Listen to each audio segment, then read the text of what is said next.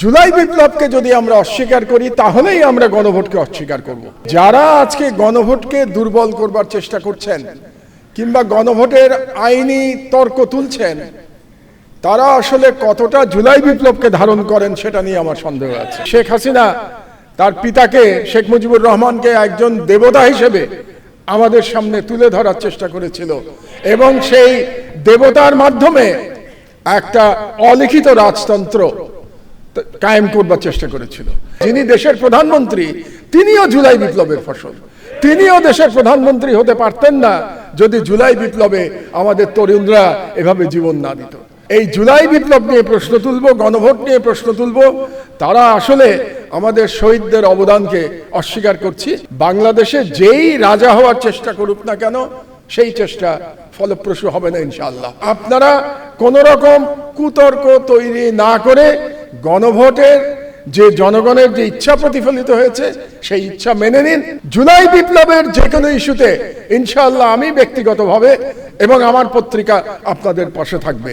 আমি আসলে এই গণভোটকে আইনগত কিংবা সাংবিধানিক তর্ক হিসেবে দেখতে চাই না।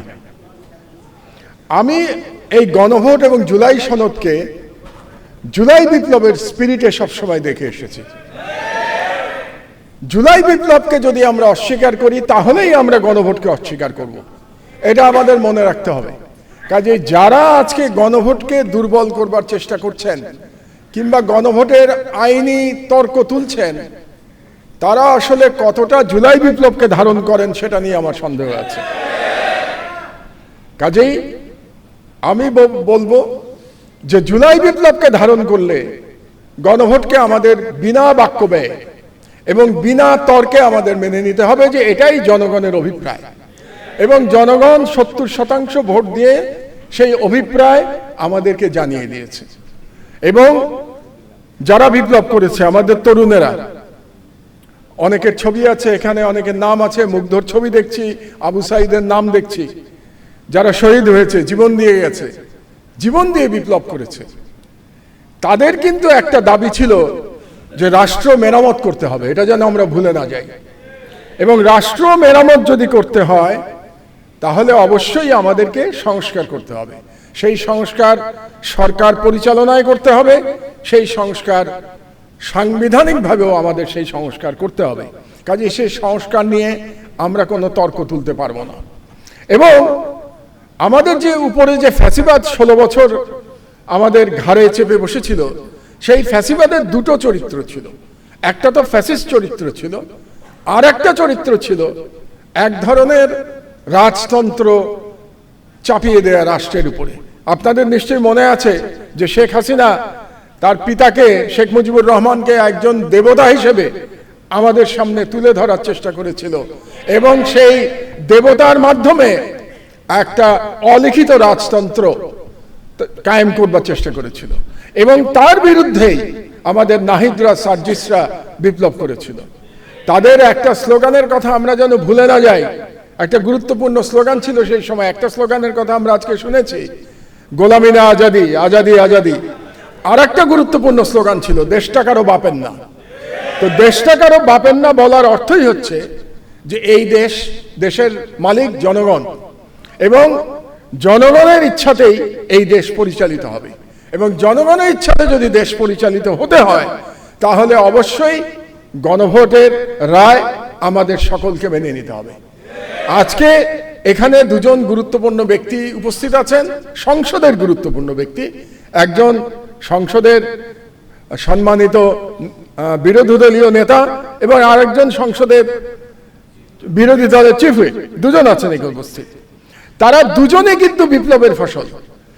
জুলাই বিপ্লব না হলে তারা কিন্তু দুইজন এই পদ পেতেন না। একইভাবে যিনি দেশের প্রধানমন্ত্রী তিনিও জুলাই বিপ্লবের ফসল। তিনিও দেশের প্রধানমন্ত্রী হতে পারতেন না যদি জুলাই বিপ্লবে আমাদের তরুণরা এভাবে জীবন না দিত। কাজেই আমরা যারা এই জুলাই বিপ্লব নিয়ে প্রশ্ন তুলবো, গণভোট নিয়ে প্রশ্ন তুলবো, তারা আসলে আমাদের শহীদদের অবদানকে অস্বীকার করছি। এই ভুলটা যেন আমরা না করি। আমি বাংলাদেশের তরুণদের ব্যাপারে আশাবাদী। আপনারা জানেন যে মার্কিন যুক্তরাষ্ট্রে এখন একটা আন্দোলন হচ্ছে যেটাকে তারা নাম দিয়েছে no kings movement. No kings movement মানে হলো প্রেসিডেন্ট ট্রাম্প যে মার্কিন যুক্তরাষ্ট্রে একজন স্বৈরাচারের মতো আচরণ করছেন, তার বিরুদ্ধে মার্কিন যুক্তরাষ্ট্রের জনগণ, নাগরিকেরা রাস্তায় নেমেছে নো কিংস মুভমেন্ট নিয়ে। আর আমাদের তরুণেরা জুলাই বিপ্লবের মধ্যে কিন্তু রাজতন্ত্র, ভুয়া রাজতন্ত্র খতম করে দিয়েছে। কাজেই আমাদের তরুণদের প্রতি আমার প্রত্যাশা আছে, বাংলাদেশে যেই রাজা হওয়ার চেষ্টা করুক না কেন, সেই চেষ্টা ফলপ্রসূ হবে না ইনশাআল্লাহ। আমাদের তরুণরা সেই চেষ্টা কাউকে ফলপ্রসূ হতে দেবে না।